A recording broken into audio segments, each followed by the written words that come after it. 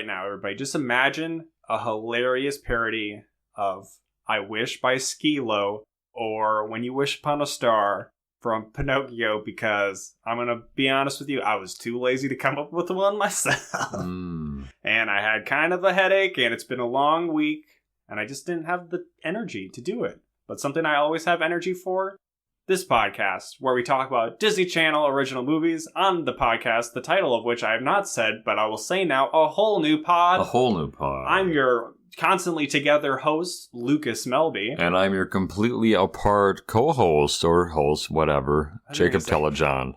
Your apartheid host, Jacob Telejohn. Apartheid. What a week. What a couple of weeks. We're post-election. Yeah. COVID is spiking a lot in Minnesota. Also, probably around the rest of the country and the rest of the world. We're coming up on holidays, but at least speaking personally, there's not going to be a lot of thanks to be given. I do have the entire Thanksgiving week off from work. I'd put it in last year, hoping that, it's Thanksgiving. I can go on to, like, Disney World or something, but no. So you have, like, 9 days off? Yeah. Shit. You can't even probably camp out for Black Friday. I don't know if they're going to let people do that. No, sad. Yeah. Well, like we always come out strong on the show. Depressing. We're always full of piss and vinegar. I was just telling Jacob, joke, while we were watching the movie tonight, I had a pretty bad migraine. But not because of the movie. It was a damn good film. I've taken some Excedrin or the generic type, more I'll say more level-headed, but it certainly doesn't sound like I can say it. He's high. But, keep that under consideration. Keep that under wraps. If, I don't know, at some point in this episode, I just pass out. Pass out? I don't know what I'll do. I wish I wouldn't pass out. That's my segue into today's movie. You Wish? Yes, You Wish. I don't even know the movie. The kid makes a wish with a coin. It's one of those movies where it's a very generic title. Yes, it was. And it gets a little more confusing because the poster for the movie, I think, says above it, be careful what ... you wish. Immediately, I think of the Goosebumps book, Be Careful What You Wish For.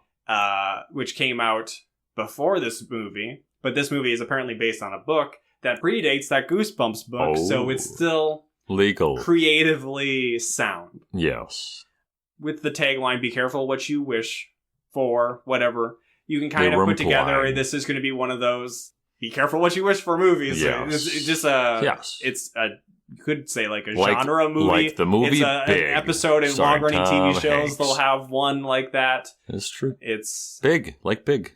You just imagine Big. And yeah, fuck, man. Or Jet Jackson, right? Exactly. This movie actually has a lot in common with Jet Jackson. But yeah, it's a monkey paw type situation. Like the episode of the Treehouse of Horror with the monkey paw and The Simpsons.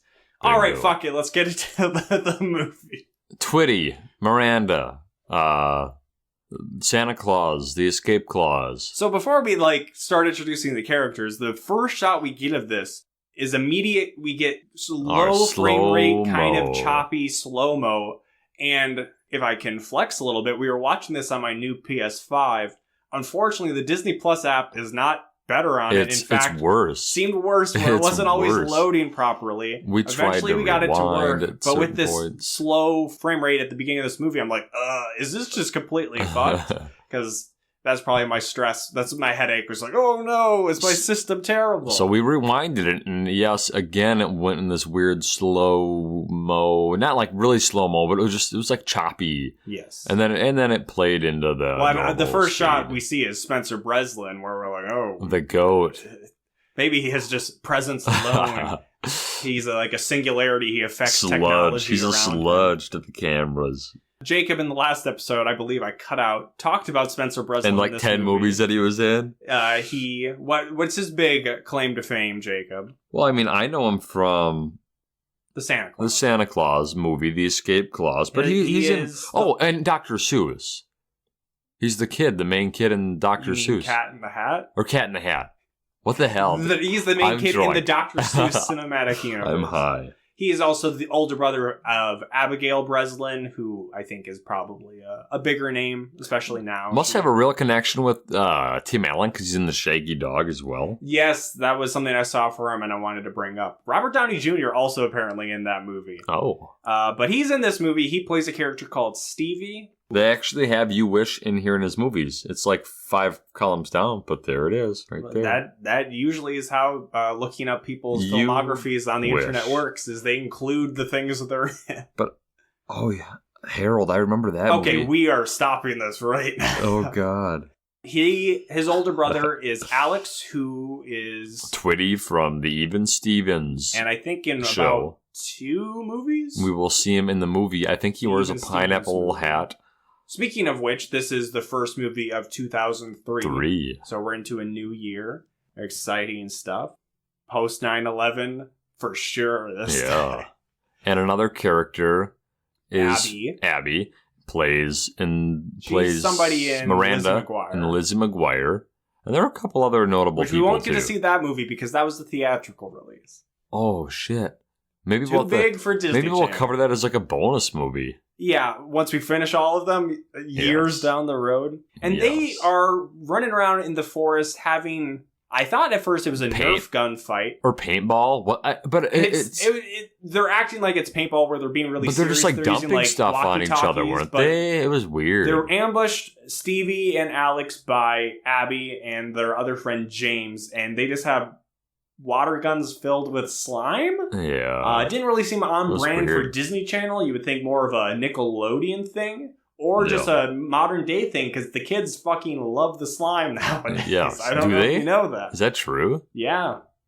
Or at least a couple of years ago, that was like the big kids YouTube thing, is making slime and slime videos and stuff like that. I'm out of the loop. Along with Spider-Man and Elsa. Slime gone sexual. Whoa. So, Spencer Breslin, again, is Stevie, and his brother is Alex, and they're 2 bros. They seem to be getting along pretty good with each other. Kinda. They go home, and they're talking about going to a pet sale at the park. One wants a dog, and one wants a rabbit. So they... And at first I kind of thought, like, Stevie seemed like he might be, like, a little special.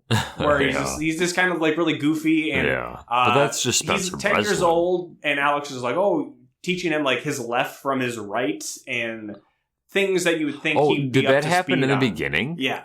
Okay, that also happens there's a callback to it later on in the movie. Okay, I guess I missed that part. So they go to the pet sale. Alex sees a bulldog he really wants. And, but they don't get it. No. They end up with a turkey. Turkey. Why? We don't even know why. And what's the name of the turkey, Jacob? Gooble Gobble? That sounds close enough to me. I think it was something like that. And this is where we start to really feel like the tension at first, but like everything before this, like I read the plot of this movie, and it's like, these brothers don't get along. But they seem cool. They flip-flop where he's like all over him. He's like giving him like noogies and shit. Yeah. He like lets him crawl into his bed one night to sleep with him. Like, I was never, I guess I maybe. The animals. Like, that was some of my brothers. The animals were the turning point. Getting the damn turkey, Gooble Gobble, ruined everything. And the parents aren't huge characters in this movie.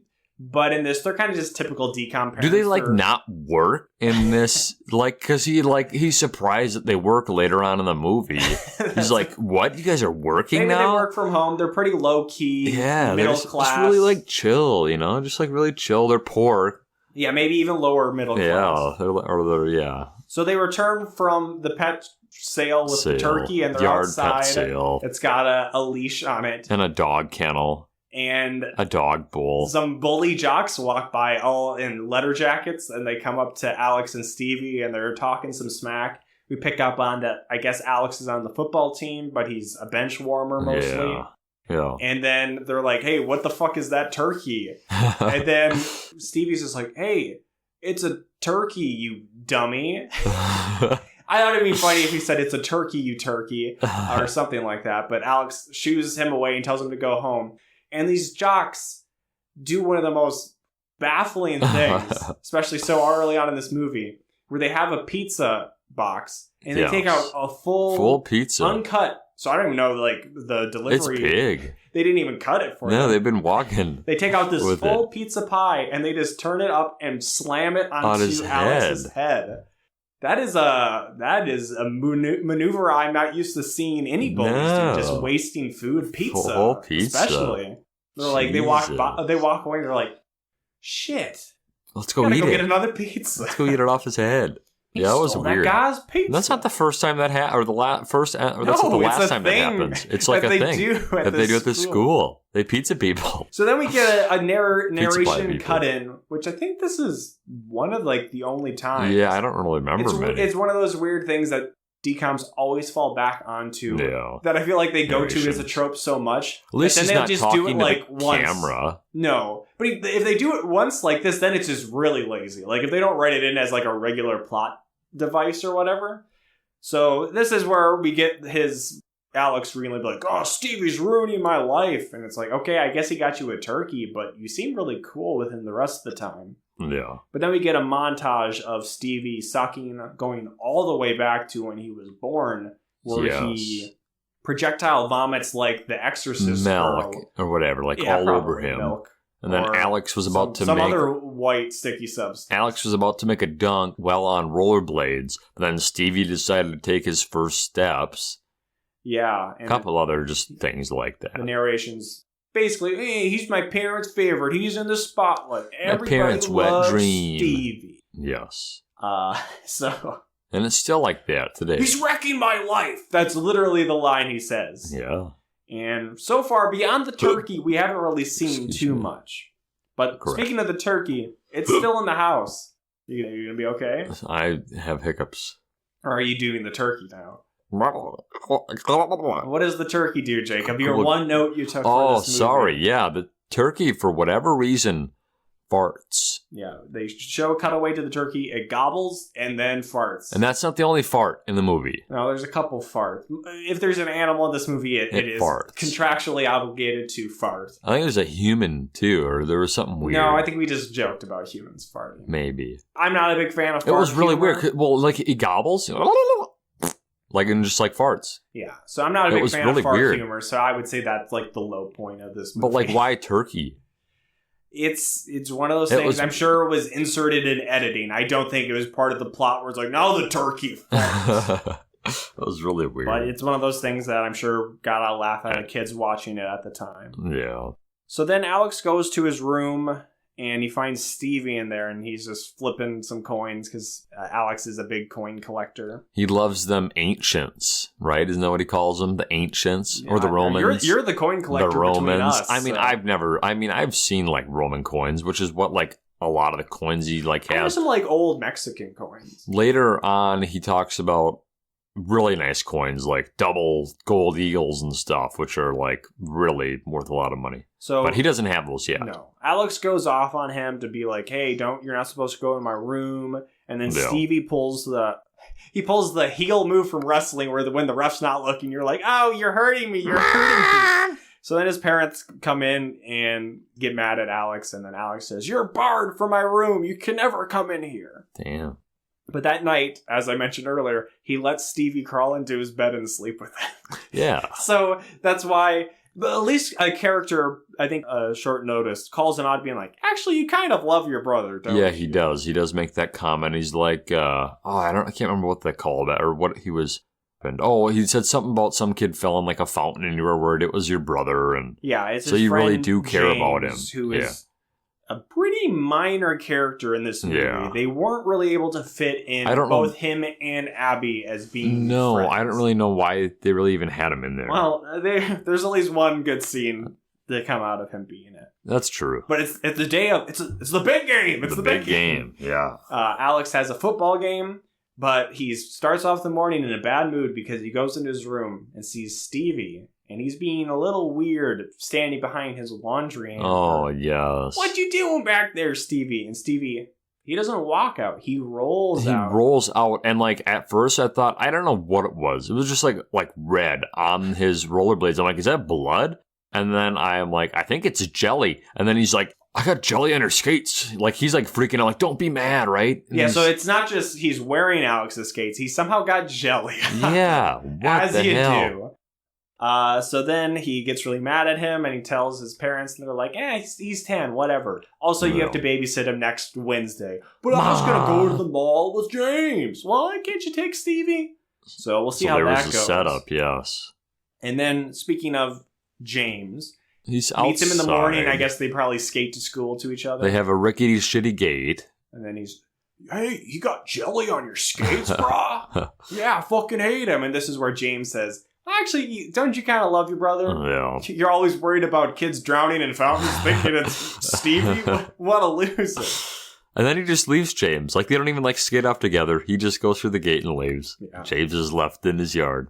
At the football game, as we said, Alex is a bench warmer, which is really weird just that he plays football at all. Yeah. You would think he's into coins, he's into skating. Yeah. He doesn't get along with the jocks, that you would just think him being a football player does not fit the pigeonholed stereotypes that exist in Disney Channel original But they movies. had to set it up because you have to see a real difference in his life changing. But wouldn't a huge difference be that he plays football at all? I suppose. But it still works either way. But yeah, it's Stevie's there, and he had made a comment before the game, I can't be having Stevie cheering my name on and stuff like that. Make me look like a loser because I'm fucking terrible. Which is the first thing we see. Well, Stevie's in, I assume, a family group, but there's an old lady. He's just passed there's out. A group of, he passed out signs to random people. Yeah, there's a group of 5 or 6 people holding up letters to say, go Alex. The whole crowd is cheering, Stevie's go Alex, got a megaphone, and Alex is just face-palming oh my God, don't look at me. But somebody that is looking at him is Fiona, the hot cheerleader, who saunters on over and says, is that your brother? That is so fucking sad, you piece of shit. You're worthless. You're fucking I'm only loser. looking and talking at you to call you out for being such a lame-ass piece of shit. She did. She came off as a real bitch. Yeah. Alex is it is pretty stupid. He's still laughing, haha, God. And then the coach decides to call him in for some reason. Yeah, to be a wide receiver. And for a play. And as then he's making his way onto the field. This is when he notices that Stevie has the sign. And so, go, Alex, go. And then he just turns around and he bumps into Fiona. She falls into the mud. She goes, Real Shrek moment, right? Yeah. Those ogres love mud. I love that. In the morning, I'm making funny pancakes. And then he goes out there and the quarterback tells him the ball's coming to you. And then there's a play. And we're going to bully him by throwing the ball to him. But that didn't happen. The defender who was going to be on Alex just makes Alex do a flip. He flips in the air and then he sacks the quarterback. Then everybody's mad. They're looking at Alex. He's on his back on the ground. My pussy While this hurts. is all happening, we get some good early 2000s pop punk playing as he's getting totally fucking wrecked. Yeah, he did a full flip in the air. That was kind of cool. Well, it won't be the last flip he does. Ooh. So then he's talking to Abby at his locker the next day, I think. Abs? Yes, as he calls her Abs sometimes. And Abby's just going off, she's talking, and then he's ignoring her because he sees Fiona walking down the hall. Drop a piece of paper, and he goes to pick it up, and Abby in the background's you have this friend that loves you, and you don't even care. It's almost like she's talking to the camera. Yeah, if basically the writers of the movie wish they could also allow her to just narrate that, but she does a weird thing where she just talks her character motivation out fucking loud. Notice me, senpai. And she's melting over as I mentioned to Jacob, it's very, while we were watching the movie, it's very 16 Candles as far as Molly Ringwald's friend Ducky. But she goes for the John Cusack guy and doesn't see that she should be with Ducky. Sad. Yeah. Sometimes jocks win. So yeah, and then Fiona's ugh. A lot. I even fucking want this, and she crumples up whatever Alex has given her and just throws it away. But it's her own piece of paper. Yeah, it is weird. You've contaminated with your dirty, poor hands. So then it's the trip to the mall where Alex goes with James and Stevie's along in tow, but speaking of bench warmers, Stevie gets shoved onto a bench to sit there. And we see... But not before the dude falls, right? Well, he starts out on the bench, and then we see Larry, we'll learn his name later on, is Pendragon. Larry Pendragon, the local coin shop. Pendragon's got to collect coins. It's just a given. And he has a big stack of boxes, presumably filled with coins. He's walking through the mall, and there's just French fries laying on the ground. And wouldn't you know it, he slips on a french fry. Slips on a fry. That classic thing that happens. And Stevie, like, dives off the bench and, like, uses his body to brace his fall. Mm-hmm. That was really weird. Yeah. And he's like, you saved me a trip to the fuck. Well, really, you saved me retirement, kid. Yeah. Thanks. So then he gives him a special coin. Good for one wish. Good for one wish. Yeah. And it's got a I wish I was a little bit taller. I wish I was a baller. I wish I was Spencer Breslin. Oh, God. Actually, I don't think he's, like, had a terrible life, but he's definitely fallen off. Terrence. I wish I was Terrence Russell McCormick. Russell McCormick, yes. So then Alex comes up and he knows Larry and he's like, oh, sick, I want to see those ancients. And Larry's like, your brother here is pretty fucking awesome. Like, he saved my life. Yeah, okay, whatever. Stevie, you sit here. Sit here on the bed. He says, sit here and eat your french fries. There's like 6 containers of french fries. It's a lot. Supersized french fries. And they had mentioned like when he would sat down and like how much time had passed. Like, it was a long time. Yeah. But when he gives him french fries, I thought it was setting up that he was the reason there was french fries on the floor and that he caused Larry to do that, but no, that wasn't the case. Stevie gets up eventually and goes to the arcade. Because he wants to use the coin. I think he was playing games and then he ran out of money and then he contemplates trying to use this ancient Roman coin with and then he hears in on his head Larry's used it on a special wish. Or I wish I had a girl, I would call her. And he's like, oh, fuck, I shouldn't use this. Also, it probably wouldn't work.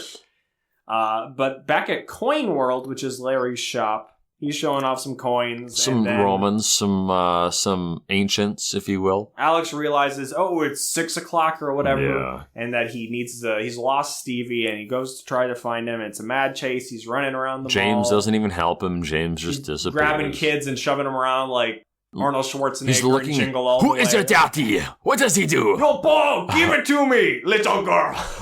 There was kind of a fun reference.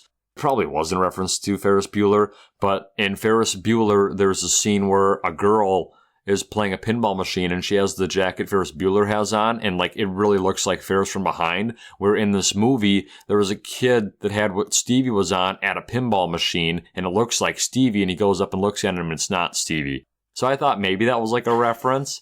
Go ahead and fill out the IMDb page for that to say that's what I thought. Like, it was literally like they both play pinball. They were both wearing the same clothes. Yes, they both resembled the character. The girl playing pinball. I mean, I do. She was kind of cute. It's a good movie, but I think I've only seen it. It was the Ferris Bueller jacket she had on. So all right, yeah. He does not find Stevie, but Stevie finds the security guard and asks him to call his mom. And this whole time, even James, when James is probably leaving, like James the friend. Yes, he's leaving, and you can see Stevie going back up one of the escalators. And this is a giant mall. We should say it is huge. It's like 7 stories. I mean, I'd be at this mall. I'd be a fucking mall rat at this mall. Was in my town. It's kind of sad there aren't malls like really like this anymore. Like that are like really popular. There's not gonna be a lot of anything. No, after this, everything's dead. Certainly not probably giant megaplexes like this mall has. It is. It's kind of sad. Yeah. Moving on. Staying light. Yeah. Not so light for Alex because he gets in trouble with his parents and is grounded for a month for not keeping track of Stevie. His parents was like, you left him alone and scared. And Stevie's like, I was not scared. Alex is grounded. He's super pissed about that. And he's like, what is Stevie going to get? Like a one night and no TV? And they're like, no, both of you to bed now. He gets slimed. It's like 8:45 p.m. It's like 8:30. And the dad's like, no, it's like 8:25. Go to fucking bed. So they go to bed. Thank you for giving me the minute-by-minute play. But no, they don't go to bed because Alex is sitting in his bed. And I don't know, he's reading a woman's magazine that has Terrence Russell McCormick on the front. Not really, sorry. But he does see, like, pacing outside of his bedroom. You see, like, somebody's feet pacing back and forth, and then eventually a piece of paper folded is shoved underneath the door. Yes, and it says, I want $1 million. No, it's a coin. And it's the coin that Stevie got from Larry. It's not a coin, it's the coin. The coin, the owl coin. And he says, hey, it's good for like a wish or whatever. And just don't be a pervert. So then Alex is like, one wish. Fucking kid. Okay, whatever. Sure. Wish I did have a little brother. Fine, I'll give it a try. So yes, he says, I wish I didn't have a little brother. And then he passes out, wakes up in a blue room. In a blue world. Yeah. And I don't remember any more words to the song. Da-ba-dee-da-ba-da. Yes, I know that. But yes, his room is different. Completely different. This is where we see him having like the $100,000 double eagle, gold eagle coins. And he has trophies in his room. He has a dog. Yes, he has the dog he wanted from the pet sale. Yeah, the drooly. It has piss. There's an anti-dog agenda in this movie. It piss drools out of him. Yes. So that's the weird thing is he's in a parallel world where things are different and things are great for him. But this thing is like, oh, you want a dog? Actually, dogs suck. They're going to chew up your shoes. They're going to drool all over you. They're gross. You actually should have gotten the turkey. And that just seems like a really weird take to be so anti-dog. So yeah, he sees that his room's different. He even sees in a mirror at one point that his haircut's different. He's got more of a trimmed, preppy look and not so much of a long, shaggy, burnout style haircut. Yeah. The rest of the house is blue. There's a pinball machine in the corner. Yeah, there's a lot of stuff. They have a new car. The parents are just fucking... The parents are all business-like. Yeah, the mom's he's like, hot. what? You're working? You have jobs? You're reading the Wall Street Journal? Aren't you making me funny pancakes? Funny? And they're like, we haven't made funny pancakes since you were 5. Go get a pop-up waffle. Yes, this movie is both anti-dogs and essentially anti-ego waffle. Yeah. Alex was going to let go of his ego. Please take it off. I should have taken account of how many times you say pop-up waffles, because it's more than like 3 or 4 times. It's probably about 3 or 4 times. Probably. So he's saying, what's going on? This is some prank. Hey, where's Stevie? Yep. Where's Stevie? And who is Stevie? What is Stevie? And he's like, and then like, is the mother reading the magazine, or when does he see his brother? He's just running around in a stressful panic. Oh, it's on TV. And he comes across this TV where... It's Terrence Russell McCormick. Yes. A lady is interviewing Terrence Russell McCormick, the star of Where's Stevie? Who or is it? Yeah, it is. Yeah, where's Stevie? So then we get the hilarious bit where eventually Alex realizes, oh shit, this coin thing really happened. And he's like, haha, I don't have a little brother. This is awesome. Yeah. And he sees on TV, he's like, oh, well, Stevie is a movie or like a TV show star. That's awesome. But he is still kind of confused and says, isn't that Stevie? And we get a whole... They're like, where's Stevie? And he's like, they say, that's he's a Stevie. star of the show. What show? Where's Stevie? He's on. Who's that on TV? It's a whole who's on first thing. It's pretty funny, but we're doing a horrible job of recollecting how it actually plays out. It was basically who's on first, what's on second. Yes, it's the Abbott and Costello bit. It was a bit, yes. First you get the Ferris Bueller, now you get the Abbott and Costello. It's just a whole thing. And just really hit it home.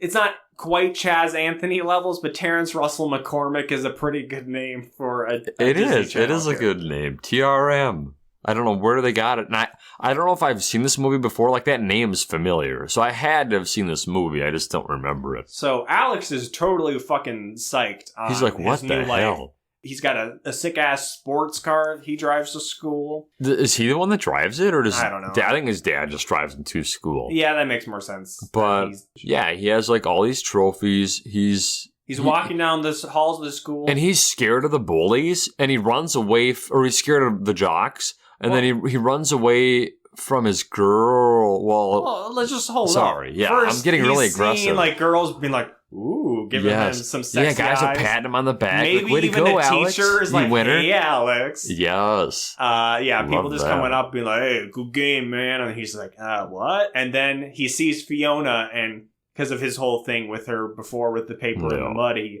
kind of does his whole like, oh, cover my eyes, don't look at me, walks away, and she just says, Alex, what are you doing? Then she kisses him.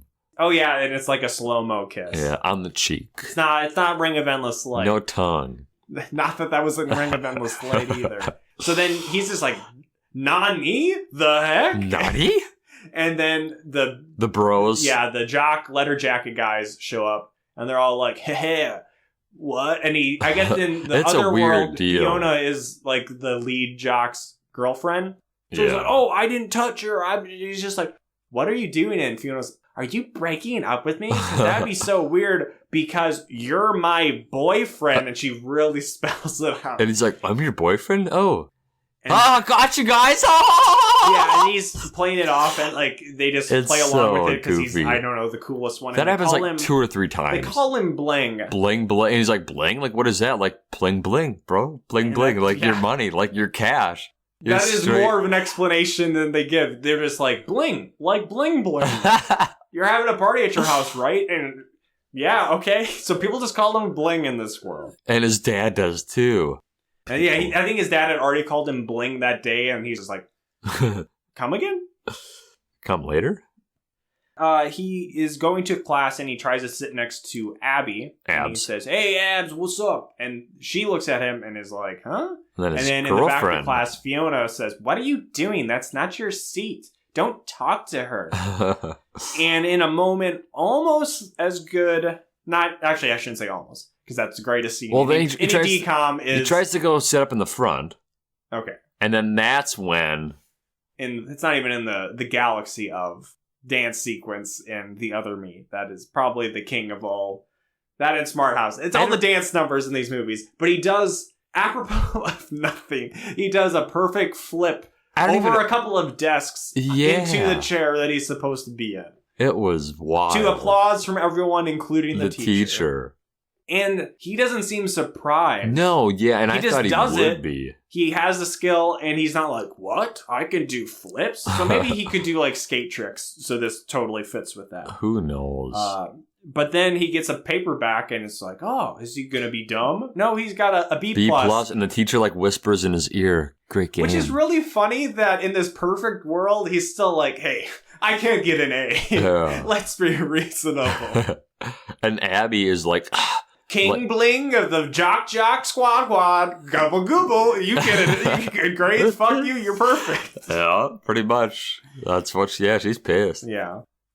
So then it's a day of a football game. He's kind of sounds like he's a star player. Everybody's saying, oh, you're a playmaker. They're gathering up with the coach saying it's all on you, Alex. And they disperse. And then he asks one of like his teammates, he's not even friends with in like the real life, but he's like, What is real? He's like, bro, like, do you know what position you are? And he's like, yeah. And then he's like, do you know what position I am? And he's like, yeah. And he's like, what position am I? But then it came off as like, it could be interpreted as like a power play. What position am I? And he's like, QB. Quarterback. Fucking right. Say my name. Say my name. Alex, quarterback. Goddamn right.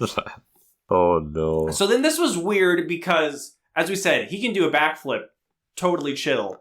But then there's something psychological where now that he's the quarterback, he knows he shouldn't be the quarterback. He doesn't possess the skill to play. But he can do a fucking backflip. So he goes out there the first play after he sees his girlfriend and his parents who are still in their suits from their amazing jobs where they make a lot of money. He's like out there and he gets hiked the ball. He doesn't know what to do. And then he just gets like speared. He gets super sacked. By a player who looks like he's probably 30 years old. 30, definitely 30. And then they just like take him to the bench. And they're like, what the hell? His dad comes down and he's like, don't you remember like that one time? Hey, sport, didn't we pay a fuck ton of money for you to go to football camp? And he's like, oh yeah, we can go to camp now because we have money. We're not poor. And I'm an only child and you love me, right? And his dad's like, yeah. Yeah, sure, whatever. Go throw the pigskin like a man. And then he just goes out there and he's just amazing. Yeah, the score was the knowledge that he went to football camp. They were like losing like 0-7, and then they end up winning like 60-14 or something. And then we eventually see later on in a montage that maybe was the championship game because they have a big trophy. They have a trophy, and then so a very competitive high school league they're in that they can win the championship 60-7 or whatever. Yeah, whatever it was.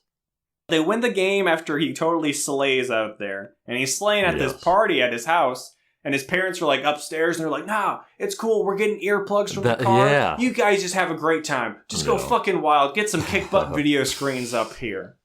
And he's dancing with Fiona and she's talking about, oh, we got to go get our pictures taken for our matching t-shirts and all this kind of just, I don't know, weird uppity rich person stuff that he's like, oh, this is fucking lame, but you are hot. Yeah. And then Abby shows up with some guy. We don't even know who he is. The mysterious guy that seems to maybe be her boyfriend. Super tall. We see him a couple times. Jacob's like, who is this guy? And I correctly say, he does not matter. He really doesn't. Eventually just stops showing Because, like, she kind of, like, cheats on him later on. Well, we don't know if they were actually an item.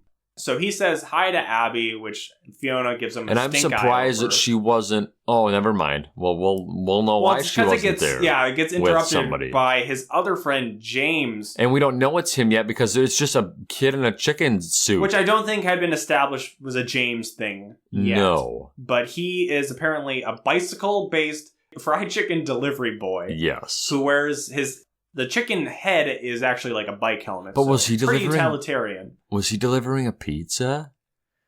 I don't think so, but yes. There was a pizza. There were multiple pizzas. So this one was a little more understandable, but it's like a ritual where they open the pizza and they're like, here, Alex, you pizza face him. Pizza. And everybody's saying, yeah, fuck chicken boy, fuck him up, Alex. And he says, no, I'm not going to waste good pizza. And then the guy says, well, I'll just do it myself. And he does it. And James gets pizza. The pizza. And then, it's the thing that happens then he puts his helmet on.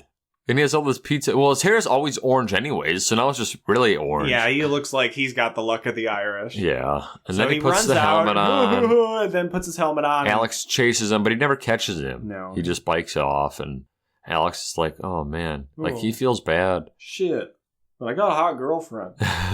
So the next day at school, Alex tracks down James in the library, and James sees him and he tries gets to leave up. He's like packing up his shoes. He's like, what do you want? Because he thinks he's going to get bullied more. You going to beat my ass again? You going to make me bleed?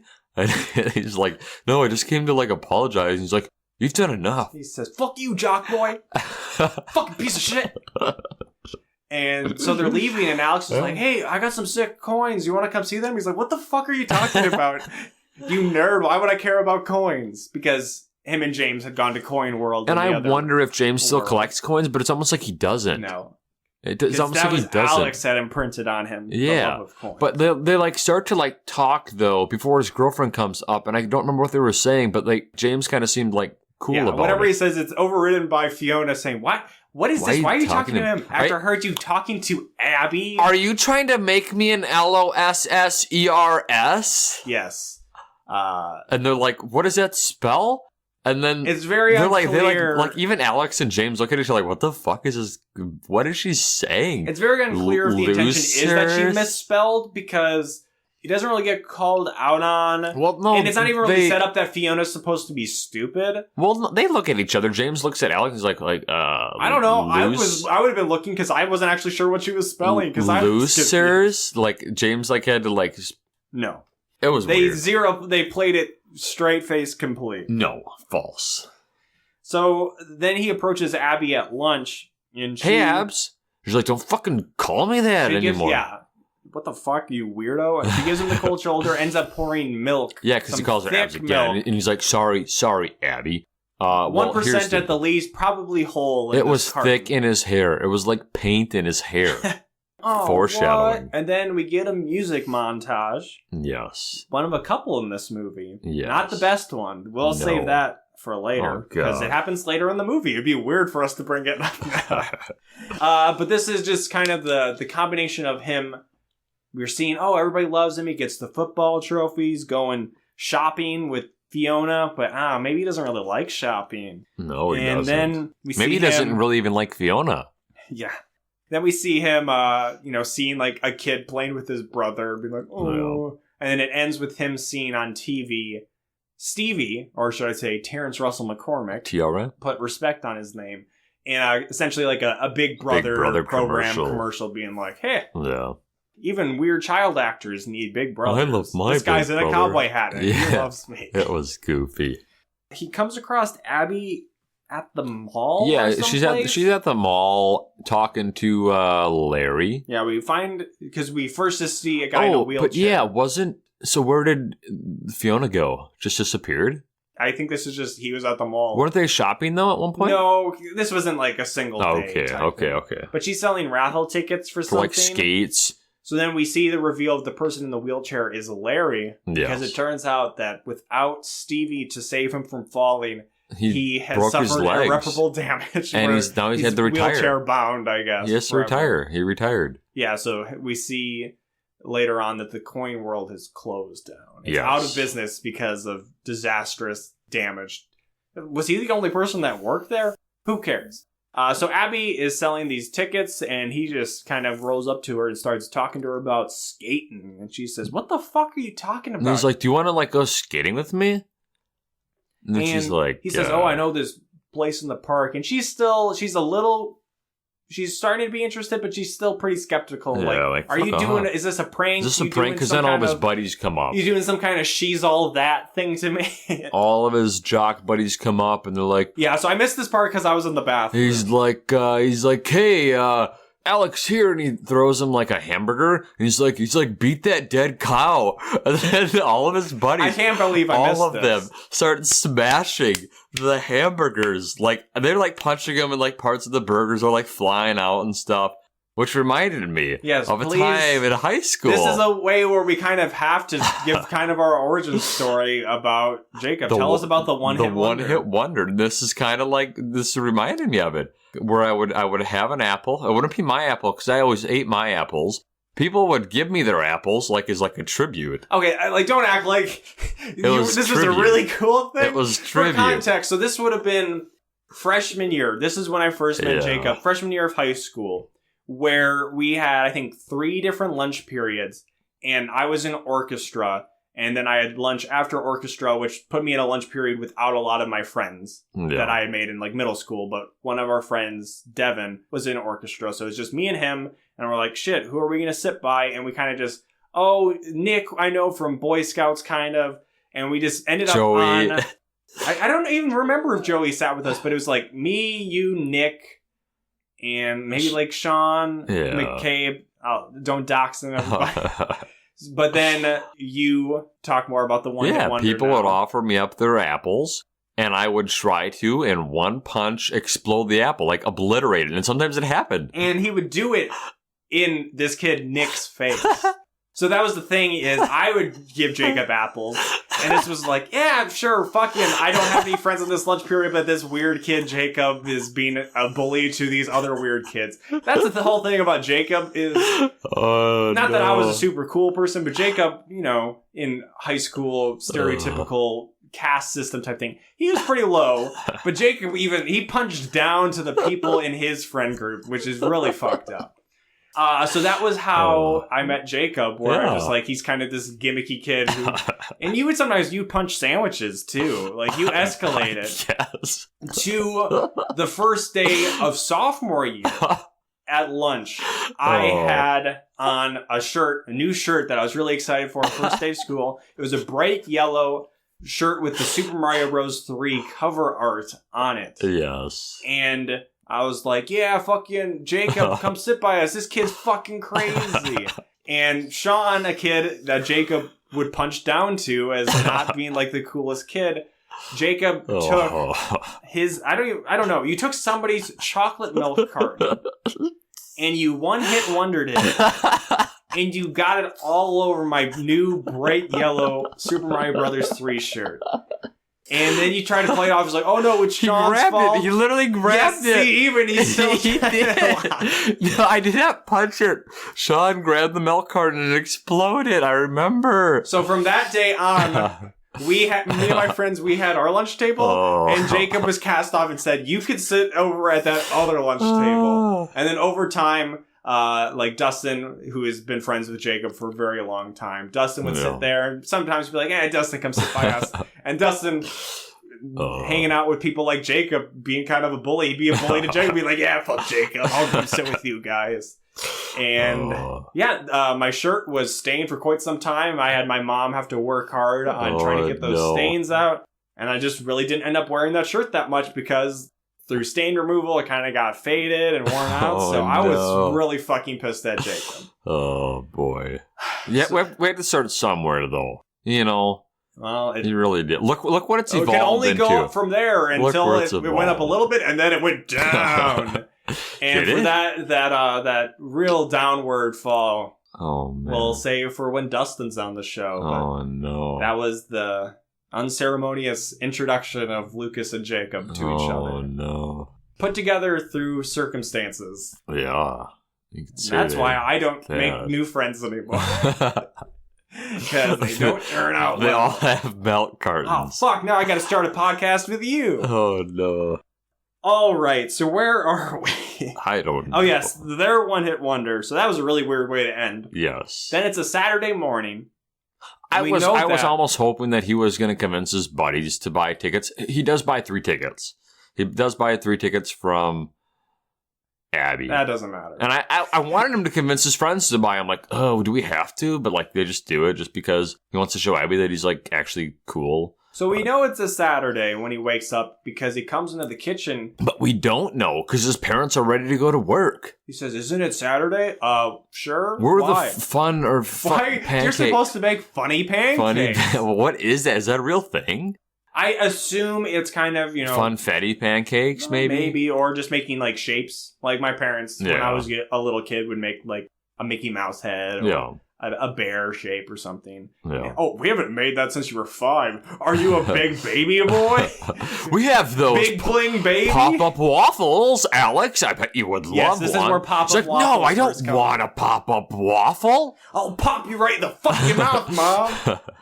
So they run off to do business stuff. Before they leave, they're like, we got the big award ceremony tonight. He's like, what? And he's like, oh, yeah, sorry, shit, should have told you. You got, like, the sport achievement You got your suit pressed. Oh, somebody's dad will pick you up at, like, 6. So then we get some weird thing where the mom tells him to get a box of toys to donate. And then he reminisces about Stevie liking the stuff. And then he trips and dumps it all out. Falls. None doesn't of that lead to matters. anything. It doesn't do anything except for him to be like, I'm missing my brother more. Maybe it was the dog. I think he tripped over his cleats. It's more anti-dog propaganda. He tripped over the cleat. He didn't know he tripped over, and then he looks up, really and the dog is chewing on it. Really working against all dogs going to heaven. They're like, no, dogs are fucking terrible. So this is like where he's like, oh man, maybe I never wanted a dog in the first place. Maybe Gooble Gobble was the way to go. Avi. So then at the award ceremony, we see Abby is reading a UFO book. She's in the audience for this, I think, mostly sports award ceremony. There'd be no reason for her to be there. Reading a UFO book, which is, I guess, a seed plant. She's into conspiracies. She's into weird ideas. There's a scene later on when he's like talking to her, telling her favorite things. She's reading a Berenstain Bear book. Oh, Berenstain Bears. But then he gets his award, and I don't know if this is a thing that usually they would expect of high schoolers, but he gives a speech. Yeah. But it's a really weird speech where he sees a kid with his brother, and he's like, oh, Stevie. Pretty much. Oh, my sweet boy, Stevie. And he just starts talking. He's like, wouldn't it be weird if, like, in another, like, world I was, like, lame? And, like, just really bad at sports. Yeah, it's really rambling. He's just, I'm a fraud. I'm terrible at sports. This isn't me. I'm from an alternate dimension. And Abs is, like, looking at him like, huh? Like, she's, like, really interested now. And then he pulls, like, she's starting to buy into it. And he pulls a Borat where basically at the end of the speech he just goes, nah, I'm a super football guy. Yeah, and his, like, buddy's like, ha, ha, ha, ha. And his parents are like, what the fuck is he doing up there? Yeah. Shut him up. So then he finds a newspaper article that says Terrence Russell McCormick is coming to town. Coming to town. Terrence Russell McCormick is coming to town. He knows when you've been Google Gobble. Google Gobble. Oh. So then he tries to sneak into, I don't know, like the stadium or just the hotel, wherever that Terrence Russell McCormick is, the television studio. Yes. I don't really understand what the situation is. We see him, he jumps into a trash can because there's some security guys coming out. He gets trash dumped on him. Yeah. It's really stupid. He gets out of the trash can and then he happens to run into James, who's riding his bike through this alley in his chicken suit. Yes. Crashes into him, knocks the chicken he has out onto the ground. And that's very important. It's on the ground and it is dirty. He's trying to blow off the dirt from the chicken. And then he's like, I, like, really need to go see Terrence Russell McCormick. Like, my mom's a big fan. Like, let me deliver his chicken. And he's like, no, like, this is my damn job. So I really need it. And he's like, give me, like, money or whatever. He gives him money, and then he's like, no tip? And then he just gives him more money. And then James is like, all right, that's cool. Just give me my bike back by 5 o'clock. And he gives him the helmet. He gives him the bike. He gives him the dirty chicken. He's got to play the part. So he's, like, sneaking in there, creeping around.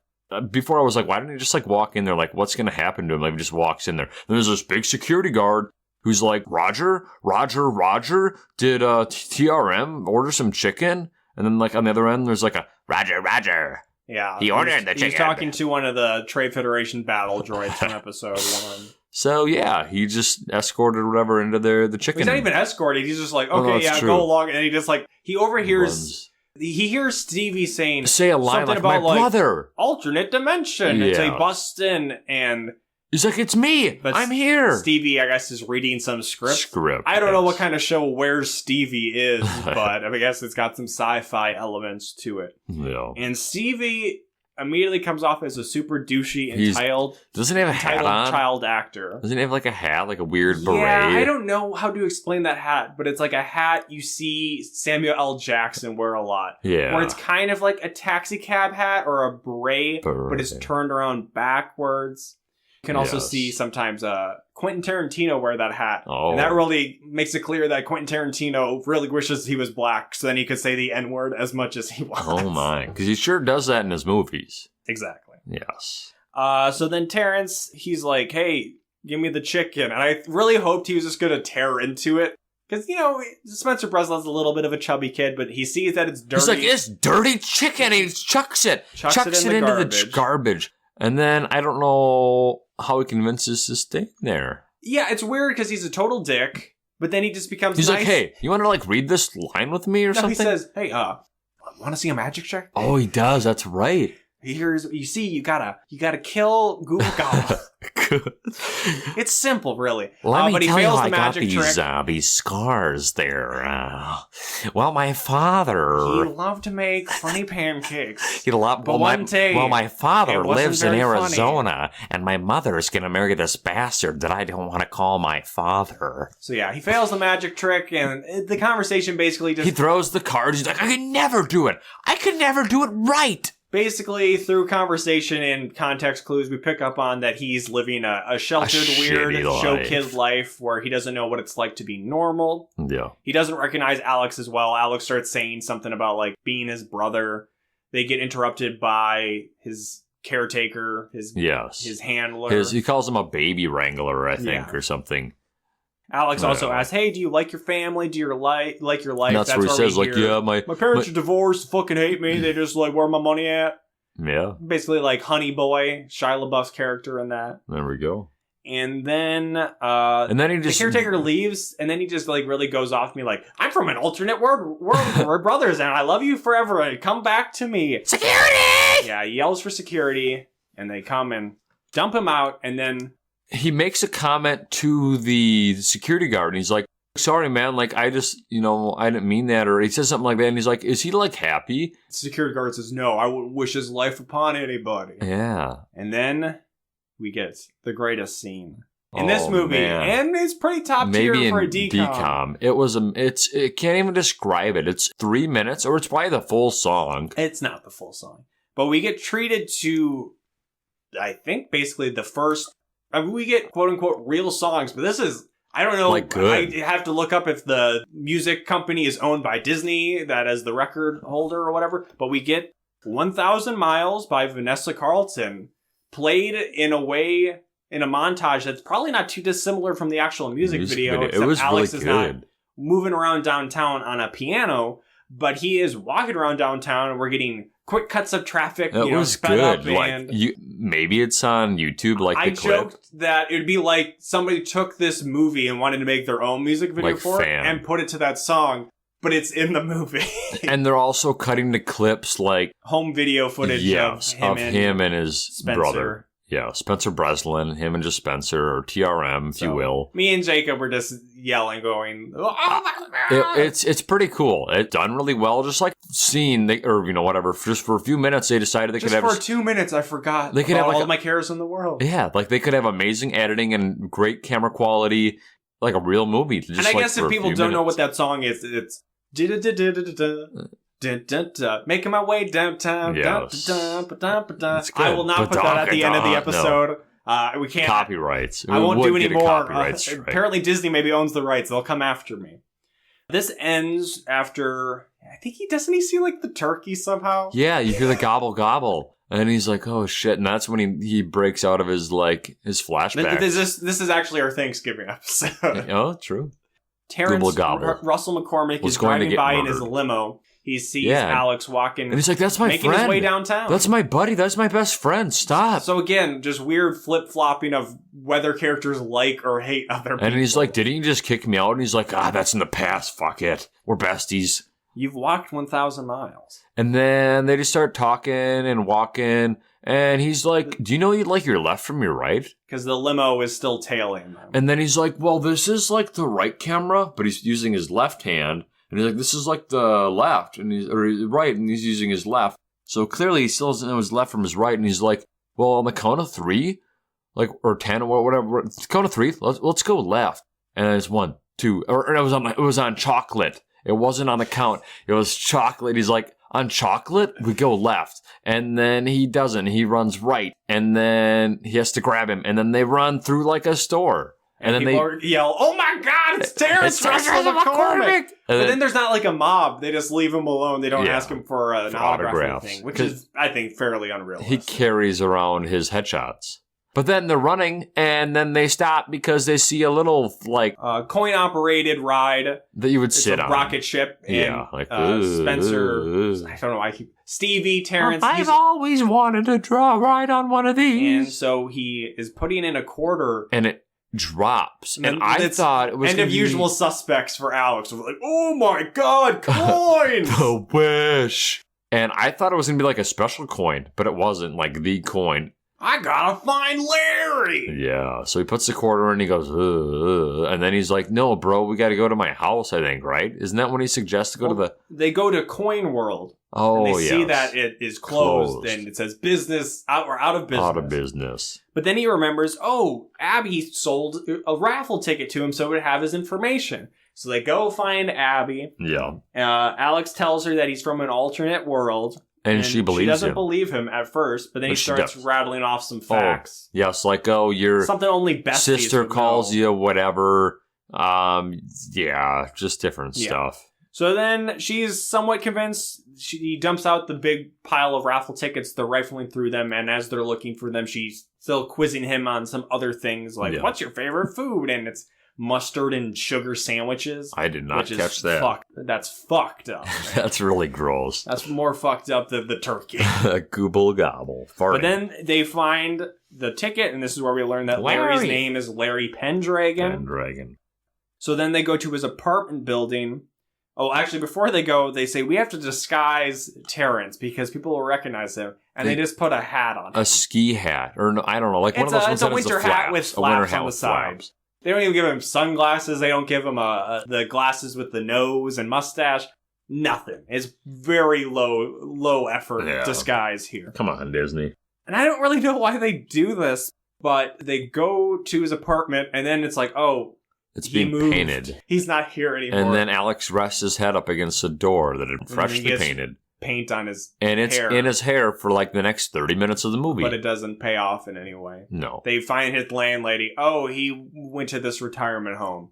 Okay, why can't we just cut this scene out and have them just go to the retirement home right away? It's just filler. So they get there and... I think it was just to get the paint on his head. Yeah, I don't know. But they get on a train to go there and we get to see... Terrence act like a normal kid. He's amazed by the trolley Holy system shit! And his face is on the side of it. And he's like, oh my God, I found a dime. Where's Stevie? That's what the cops want to know. He's starting to... Yeah, because we do see the police like trying to find them. And they're like hiding in alleys like behind bushes while the cops are going by. Alex has an emotional conversation with Abby where she says, in this other world, what are you like? And he says, I fucking suck at football. I love... shredding with my blades, collecting coins with my boy. What do you feel about Fiona? Oh, she fucking hates me in the other world. And then he's like, well... what about us? And she's like, we're like, not girlfriend and boyfriend, but we're like really good friends. Yeah. And she like smiles like, oh, really? Oh, yeah. Like, this is what I wanted. Like, this is like... I miss you. Yeah. All right, before we get into fan carried fiction away. territory. Oh, boy. They get to the rest home for the old people. They There's do. some cops patrolling around. But there's nobody in the rest home. Around. Where is everybody in the rest home? They're walking around. There's like, and we're just like, did they just can't afford old people extras? But no. Yeah, this would not be a good movie for Jacob because the extra game is low. Really low. Actually, no, they have stadiums filled with people at the football game. Yeah, that's true. But they happen upon a room. They just Filled randomly with old open people. one. They're kind of like horrified. What's the reveal going to be? They are. Like, oh no. On their faces, they're literally like terror in Abby's eyes. And I thought they were maybe just like seeing like Larry shower or something, just weird. But no, it's just old people. I thought it was going to be an old person getting cathed. But nope, it's just a group session of accordion playing. And there's fucking Larry fucking jamming out on his accordion. Larry, I believe, is the dad from Sister. Yes, we didn't mention that. Old. He should not be, like, age-wise, he should not be in this They just give restaurant, him glasses and, like, a hat to make him look older. Apparently, he, I don't know, is paralyzed from the waist down now, so he has to be in assisted living. He's crippled, yeah, from the fries. So they wheel him out, and he's thankful to be taken out. Thank God, I hated the accordion. Fuck you, Weird Al. So then they say, hey, Larry, I need this coin, and they ask him about it, and he says, oh, I don't have any more. I must have sold it. Well, then they go to his room, and they look through coins. Yeah, I'm just trying to, like, move on. Fine. I don't need all the details about stage left, stage right, chocolate, 1, 2, 3, Google That's gobble. great work. That's great content. That's what I'm here for, the by me weird bringing stuff. that up here now, I can't actually cut it out earlier in the episode. That's true. So then he's like, oh, fuck, I sold it, so...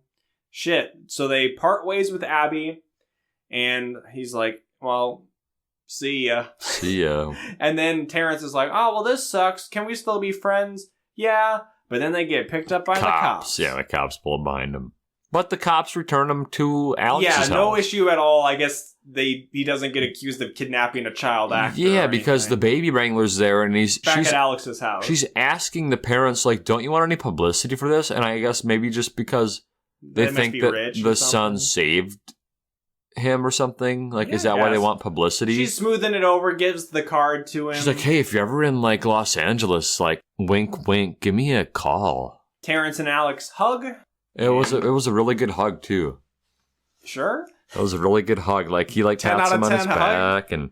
And he moves along. They part ways. Sad. So the next morning, Alex is super depressed, laying in bed, watching TV. Getting pissed drooled on him. Doesn't want to watch anything. He's just flipping through the channels. Yeah. And then his dad comes in and says, hey, Bling, I got some bling for you. You were talking about how much you love coins, so here, I got some at a closeout sale. Like I was saying, old coins, best offer. Oh, no, that's another... Callback. We have talked about that. We have. But... That's why I said callback. Yes. But what is weird, though, is Alex doesn't put 2 and 2 together when he was literally like 5 minutes ago thinking about this. We don't know where they live. Maybe there's a ton of coin stores. And if there's a ton of coin stores, probably at least one every other week is closing down. So he's just got this box from this closeout sale of these ancients, these Romans, and he chucks them against the wall. And all the coins fly everywhere, but one is spinning. One CG coin spins and then stands up straight. You see the owl, and it stops. The owl is facing Alex. He sees it stop. He gets up. He rushes towards it. He knocks it down. It nearly falls in a vent, and he's like, not today. And he scoops it into his hand, and he... Thankfully, yes, it doesn't roll down. Because that would have been a whole we were looking at the time, this is maybe 8 minutes left in the movie, and I'm like, I do not need some fucking mad coin caper guy running around all the time. But no, he just gets it. He gets the coin, and what does he scream? He starts freaking out. He's like, yeah, I got it. He slams the door, and his parents come running up like, Alex, what is happening? Are you okay? No, I'm fine. Go away. I'm calling the fire department. Are you jerking it in there? They're like, you Google gobbling it. Fire department, and the dog's trying to get in there. The handle's just shaking, and he shuts his eyes. The house is a rockin'. And he makes the wish, and he thinks about. He starts to say something. He stops, and he's like, he says, "I wish I was no. I wish I'm perfect height right now." Oh no. Yeah, he says, like, I wish I never made the first wish. Yeah, which is a very fail-safe way to fix everything. Yeah. Where it's not like, I wish I had a little brother, so then he's still a football star. And it's not like we have to wait for him to go to bed or anything. It's just, like, immediate. Nope, he has narcolepsy. He's, like, waking up. He wakes up the next morning, He sees that he's back in his cool skater room. Yeah. He's got a coin collection, but it's You smaller. hear Gooble Gobble in the background. You can see him out of the window. And then, he's running around the house. It looks like Dad's making some funny pancakes. He And might even got a little bit of flour in his hair because he's a wild, crazy daddy. He is not a business daddy anymore. So he also goes to look into TRM's room, formerly TRM, but he's not in there. And so then he runs outside in the pouring rain. His parents are like, yeah, he's Google outside. Gobble out there. They just let the turkey just, I don't know, die of exposure out in the rain. And he runs up to the gate. He kisses it because it's broken as shit. And then he runs out into the sidewalk. And then he sees I think in the other world, the gate was fixed. Yes, it was good. I need Jacob to catch all these really fine details. Yeah, like I'm on it. And he sees his little brother, and his little brother freaks out because he's just broken his... Well, he took his bike and he crashed it, but it seems to look fine. But then he just drops it. It shatters. I've got jelly on your bike! But it's so crazy that he's out in the pouring rain, and I think he's wearing a poncho. And then his friends are there. Yeah. But why are his friends there? So it looks like Stevie's wearing a poncho. So that means he knew it was raining when he was going on his bike. Yes. Then we happen across James and Abby, which is even more unbelievable that they would just be out in the rain too. Yes. And I think James, at this point, we've just completely forgotten him. Yeah, he's irrelevant. But he is, again, still a third wheel because Alex is... He's the chicken man. Abby, do you want to, make your way downtown with me to the park to go skate? skating? She was going to respond, yeah, let's do it. But then she kind of, stops, She didn't want to make James feel bad. Yeah, and then she's like, yeah, I would like that. But then, an even more unbelievable thing is we have to, I don't know, check off every relationship in this movie in the last 5 minutes where Fiona is driving by in a car with her window down in the pouring rain. Yes. And... as quoted in IMDb's quote section of this movie, Alex turns and yells to her, "Hey, Fiona, I'm not your boyfriend." So we're clearing everything up here. Gotta.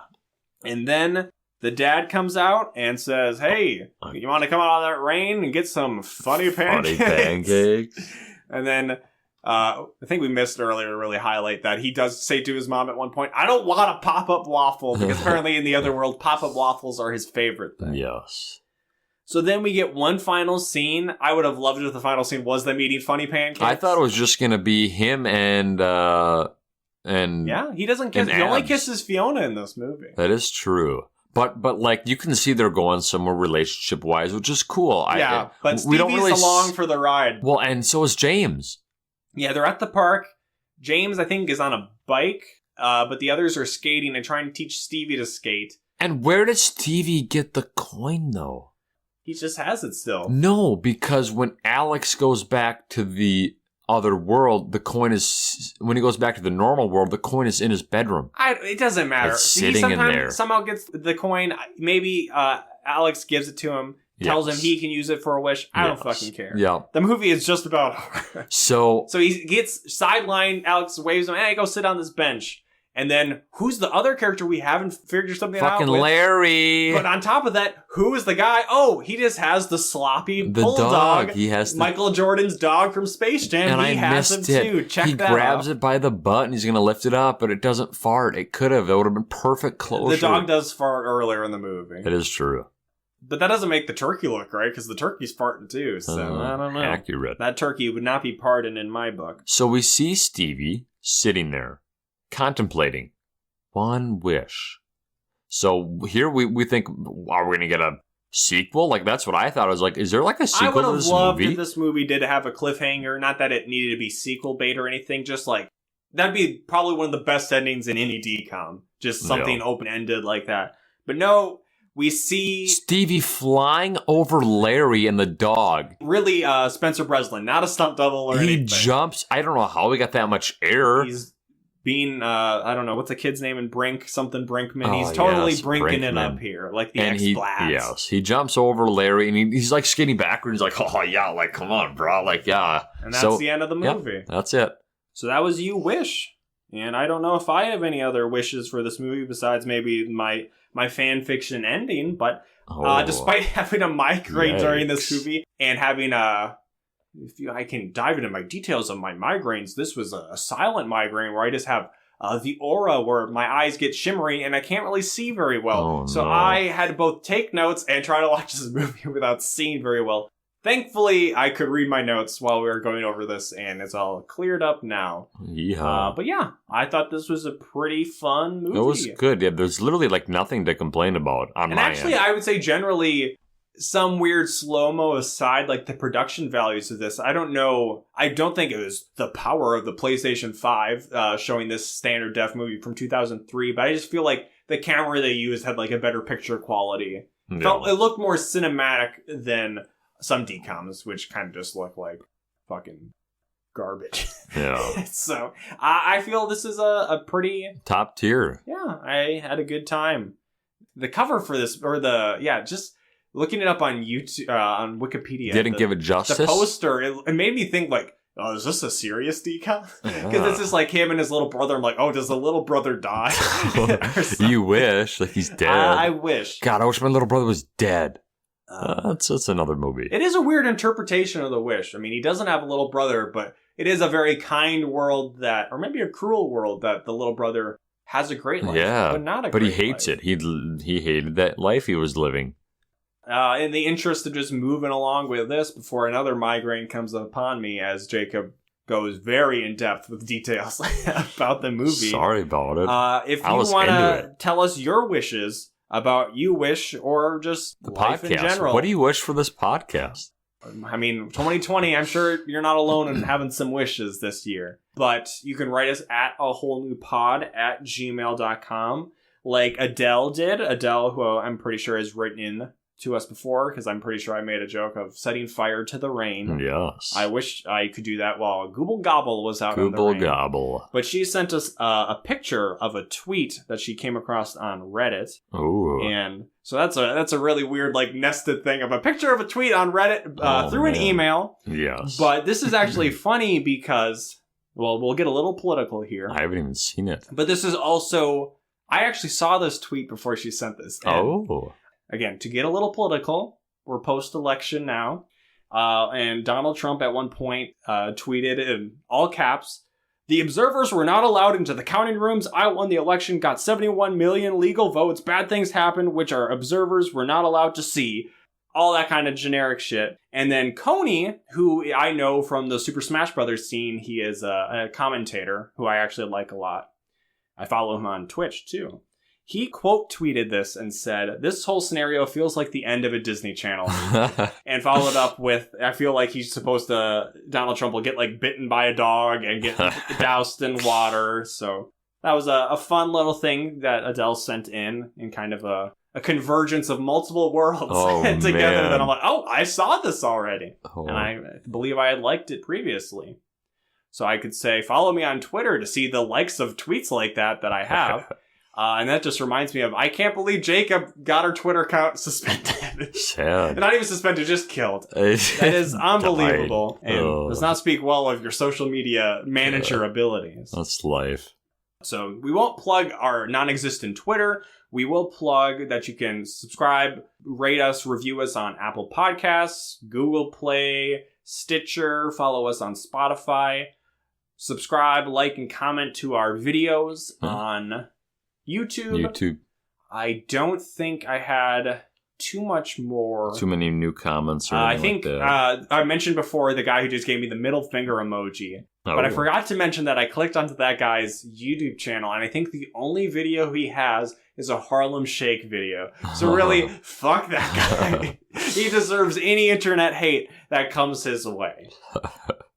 We're rapidly approaching, especially in pandemic time warp sense, the end of the year. You wish. I do wish that maybe this year ends and the next year begins better. But last episode, I'd mentioned that I was going to have some family coming for the holidays, so that maybe would screw up some recording schedules. That's not happening anymore. So maybe we will still get an episode out around Thanksgiving. Maybe. That all depends. Jacob's got the whole fucking week off. So that's right. I have the 4 days off, so we can do a Black Friday recording. Maybe. Man. Who knows? You already got a PS5. Fuck all y'all. He's got 2. I do have 2. I'm just letting my friend pay for another one for cost. I'm not getting a finder's fee or anything. No. And he ain't even getting a physical game. He's getting a digital game. Jake, if you listen to this, He's shitting all over you. I missed you. And not to end out on a sad note, but as a fan, I'd be remiss to say this, but rest in peace, Alex Trebek. Yeah. And I think that's where we'll end this At least we episode. didn't kill him. And you can look forward to at the end of a fun little Alex Trebek clip that maybe even ties into this podcast a little bit.